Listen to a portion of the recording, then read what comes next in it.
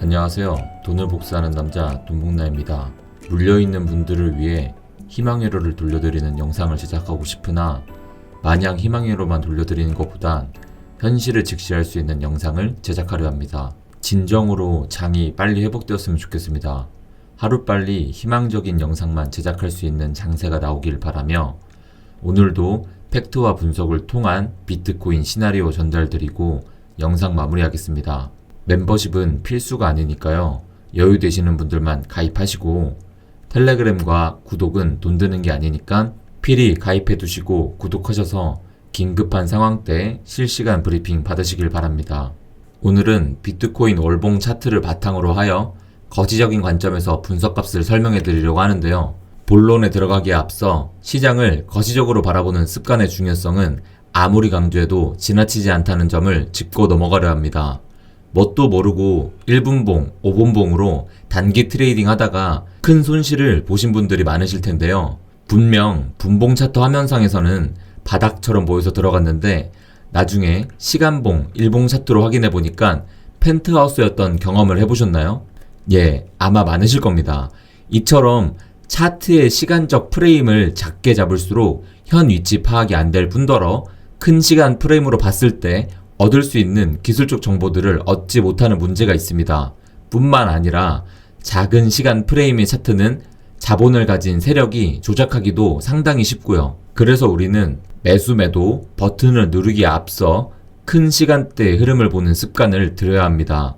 그 점 염두하시고 오늘 제 설명을 집중하여 들어주시길 바랍니다. 지금 화면에 보이는 이 차트는 비트코인의 월봉 로그 차트입니다. 지금 이 차트를 통해 2011년부터 현재까지를 한눈에 볼 수 있습니다. 그런데 뭔가 어색하게 느껴지시는 분들이 많을 텐데요. 제가 캔들 차트가 아닌 바 차트를 켰기 때문입니다. 해외 트레이더들 중에서는 캔들 차트보다 바 차트를 선호하는 트레이더들도 있습니다. 일반적으로는 캔들 차트가 더 많이 사용되지만 지금처럼 거시적인 분석을 할 때는 바 차트가 더 보기 좋은 점이 있죠. 이 차트는 이 상태에서 차트의 고점과 저점 위주로 분석을 시작할 텐데요. 여러분들이 보시기엔 어떤 패턴이 있는 것 같나요? 이 상태에서 차트의 고점과 저점 위주로 분석을 시작할 텐데요. 여러분들이 보시기엔 어떤 패턴들이 숨겨진 것 같나요? 무언가 보이시나요? 이렇게만 봐선 아무것도 보이지 않으실 겁니다. 일단 각 고점과 저점이 몇 월달이었는지부터 체크해 보겠습니다. 어떤가요? 이제 좀 뭐가 보이시죠? 먼저 6, 7월 큰 고점이 나오고 11월, 12월에 저점을 형성합니다. 이후로 3월, 4월에 과도기적 고점이 왔다가 11월, 12월에 큰 고점이 나오고 다시 6, 7월 저점을 형성합니다. 그 이후로 오랜 기간 우상향하다가 11월, 12월에 큰 고점이 나오고 1년이 지난 11월, 12월에 다시 저점을 형성합니다. 다시 6월, 7월에 중간 고점이 나왔다가 3월, 4월에 저점을 찍습니다. 그 이후로 다시 상승하여 3월, 4월에 고점이 나오고 7월 현재 우리는 여기에 서 있습니다. 여러분들, 이제 여기서 무엇이 보이시나요? 같은 숫자들이 반복되는 게 보이시지 않나요? 3월, 4월, 6월, 7월, 11월, 12월 모든 고점과 저점은 3개의 기간에 형성되었습니다. 이상하지 않나요? 그저 우연으로만 바라보면 될까요? 우리가 사는 사회 경제는 회계 연도에 따라 돌아갑니다. 그리고 회계 연도는 4개의 분기로 나뉘죠. 나라마다 각 분기의 기준점은 다르지만 3개월을 한 분기로 한다는 점은 같습니다. 이제 비트코인 가격의 사이클이 회계 연도와 분기와 관련이 있다는 것이 보이실 겁니다. 이래도 비트코인 시장이 개인들이 모여 돈 따먹기 하는 단순한 도박판으로 보이시나요? 그럼 이제 여기서 비트코인 가격이 각 주기별로 어떤 변화를 보였는지 보다 한 번 더 자세히 볼까요? 11년 6월에 정점을 찍은 비트코인은 2분기 후에 87%까지 하락하면서 바닥을 찍었습니다. 그 이후 6분기 동안 12,752%를 상승하며 중간 고점을 찍었고요. 다시 2분기 동안 797%를 추가 상승하고 고점을 갱신했습니다. 그게 바로 2013년 11월인데요. 그 이후로 6분기 동안 80%를 하락하고 15년 6월에 저점을 형성했습니다. 거기서 다시 10분기 동안 꾸준히 우상향한 끝에 찍은 고점이 바로 2017년 11월, 12월의 고점입니다. 이 상승 기간 동안 비트코인은 무려 8,954%가 상승했습니다. 이후 4분기 동안 85%의 조정을 받고 18년 11월에 저점을 형성했어요. 그 이후로 2분기 동안 345%의 상승을 한 후 3분기 동안 또다시 73%의 조정을 받습니다. 그게 바로 작년 3, 4월에 형성한 저점이고요. 코로나가 유행하기 시작한 시기이기도 하죠. 그리고 나서 보시면 4분기 동안 무려 1547%를 상승하면서 찍은 고점이 올해의 3, 4월 고점입니다. 그 4월 이후로 1분기가 지난 것이 지금의 7월이죠. 비트코인을 매매하면서 세상이 어떻게 돌아가는지 신경을 전혀 안 쓰시는 분들이 계시던데 그런 분들을 볼 때마다 저는 너무 안타깝습니다. 여러분들, 비트코인은 절대 우리가 살아가는 현실과 분리해서 생각하시면 안 됩니다. 제가 매번 여러분들에게 경제 기사를 읽어드리고 경제 지식을 넣어드리는 것은 다 이유가 있어서입니다. 이 파란색 선이 무엇인지 짐작하시나요, 혹시? 바로 미국의 S&P 500 지수입니다. S&P 500은 비트코인의 추세를 전망함에 있어서 빼놓아서는 안 되는 지표 중 하나입니다. 전체적으로 대충 봤을 땐 비트코인이 S&P 500 지수와 함께 우상향한 게 맞습니다. 하지만 부분적으로 보면은 다른 관계를 확인할 수 있는데요. S&P 500 지수가 상승할 때는 비트코인이 상승할 수도 있고 하락할 수도 있었는데요.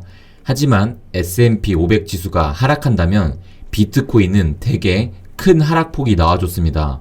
바로 이것이 실물 경제와 비트코인을 함께 생각해야 되는 이유 중 하나이지요. 자, 여러분들, 이제부터 집중해서 들으셔야 합니다. 비트코인 월봉 차트에 추세선이 그어진 게 보이시나요? 상승장 초중반에 형성되는 월봉 저점을 연결하면 하단 추세선이 만들어집니다. 이 차트에서는 분홍색 선으로 보이는 선입니다. 그리고 하락장에서 형성되는 월봉 고점을 연결한 상단 추세선이 만들어지죠.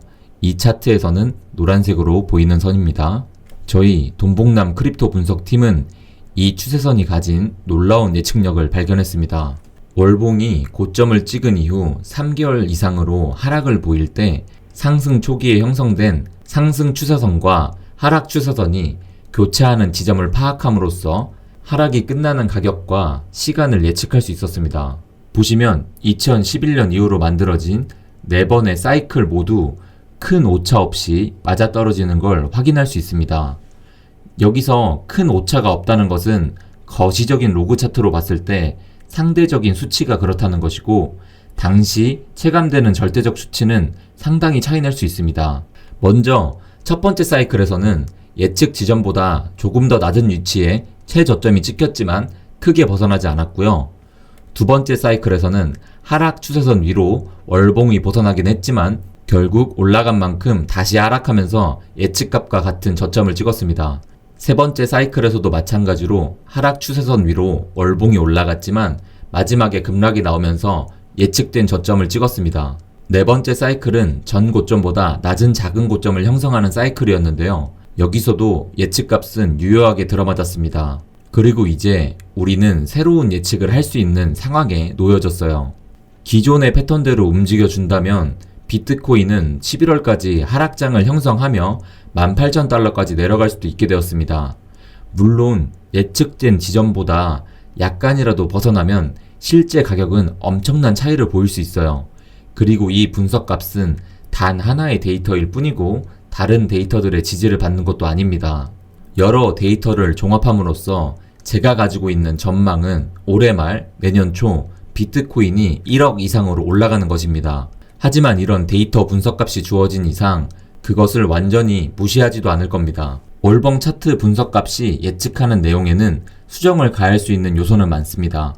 비트코인에 대한 사회적 인식은 하루하루가 다르게 변화하고 있고 특히 지금은 더 큰 변화를 앞두고 있는 상황이죠. 그렇기에 지금까지 4번 모두 맞아떨어진 패턴이라고 할지라도 이번까지 맞으리라는 법은 없지요.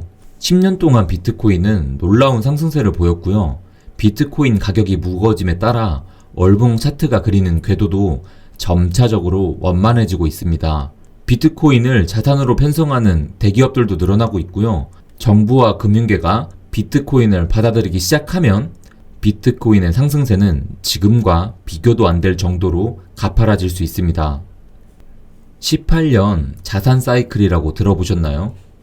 자산의 가치가 일정한 패턴을 가지고 주기적으로 반복된다는 이론인데요. 주로 부동산 가격을 분석할 때 많이 적용되는 이론입니다. 간단하게 설명드리자면 자산의 가치는 서서히 오르다가 약간의 조정을 받은 후에 폭발적인 성장을 경험하고 큰 조정을 받게 되는 사이클을 반복하며 결국엔 우상향한다는 내용입니다.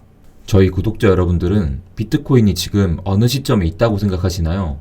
저는 비트코인의 폭발적인 성장은 아직도 시작 안 되었다고 생각해요. 그 폭발적인 성장이 1년 후에 혹은 내일 당장 시작될지는 저도 모르고 그 어떤 전문가도 모릅니다. 하지만 꾸준한 조사와 공부를 통해 저는 가상화폐의 폭발적인 성장이 임박했다는 것을 알고 있습니다. 그래서 한동안 하락을 예측하는 저런 지표가 나타나도 눈하다 깜빡하지 않고 떨지도 않아요. 지금 물려 계신 분들은 오늘의 분석 자료가 상당히 마음에 안 드실 거예요. 마음이 힘들 수 있는 건 저도 잘 알고 있습니다. 하지만 저는 막연한 희망 회로를 돌리고 그 희망 회로에 맞는 데이터만을 골라서 영상을 만들지 않습니다. 비트코인에 대한 저의 긍정적인 생각은 탄탄한 팩트를 기반으로 두고 있기 때문에 저는 단기적 하락도 전혀 두렵지 않습니다. 저런 데이터대로 정확히 흘러가라는 법도 없지만 설령 그런 일이 생긴다 해도 그에 맞게 실시간 대응하면 될 뿐입니다. 오늘의 월봉 차트 분석은 하락 예측으로 받아들일 수 있지만 다른 시각으로 바라볼 때는 무너지지 않을 지지선에 대한 해석으로도 볼 수 있습니다. 월봉 차트에서 상방 추세선과 하방 추세선이 교차하는 위치에 생기는 지지선은 그 무엇보다도 탄탄한 지지선입니다. 저는 이 지지선 위에 형성되는 모든 시나리오에 대비하고 대응할 것입니다. 여러분들, 이 사이트에서 볼 수 있는 것처럼 그레이스케일, 중국 정부, 미국 정부 등 유명 기관들까지도 비트코인을 다 보유하고 있어요. 왜 정부와 기관들은 계속 비트코인을 확보하려고 하는 걸까요?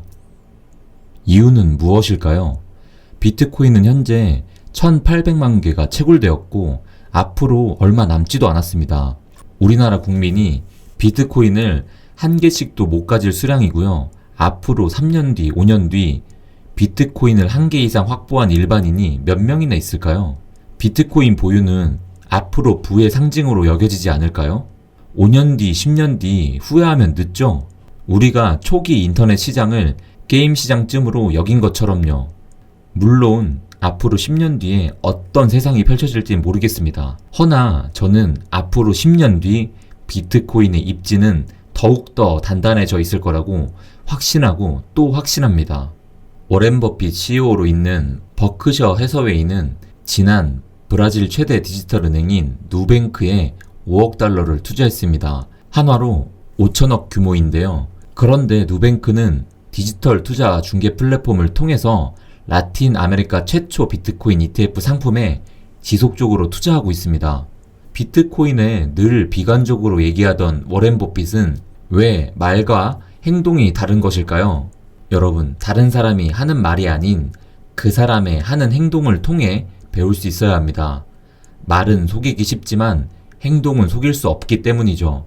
코카콜라 같은 회사에만 투자하던 워렌 버핏은 세상이 바뀌었음을 인정하고 애플에 투자하기 시작했습니다. 누구보다 보수적인 것 같으면서도 변화해야 할 때는 누구보다 과감하게 변화할 줄 아는 투자자가 워렌 버핏입니다. 그가 말과 행동이 다른 이유는 뭘까요? 워렌 버핏과 같은 영향력을 가진 인물이 비트코인에 직접 투자하면서 비트코인을 찬양하기 시작하면 사회가 감당하기 힘든 충격에 빠질 수 있습니다. 그래서 그는 비트코인이 아무리 좋아 보여도 대놓고 비트코인을 옹호할 수 없는 입장입니다. 하지만 우리는 그의 말이 아닌 행동을 통해 볼 줄 알아야 합니다. 20세기 최고 뮤추얼 펀드 매니저 중 한 명이었던 존 템플턴은 이런 말을 했습니다. 시장의 패닉에 절대 즉각적으로 행동하지 마라. 팔아야 할 시점은 시장이 추락하기 이전이고 추락한 다음이 아니다. 오히려 숨을 한번 깊게 들이쉬고 조용히 자신의 포트폴리오를 분석해보라.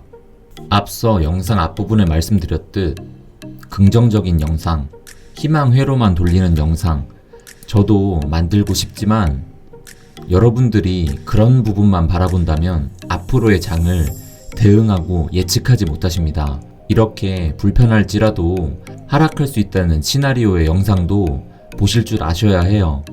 이런 영상을 제작할 때마다 장이 하락하고 흔들려서 저도 상당히 마음이 불편합니다.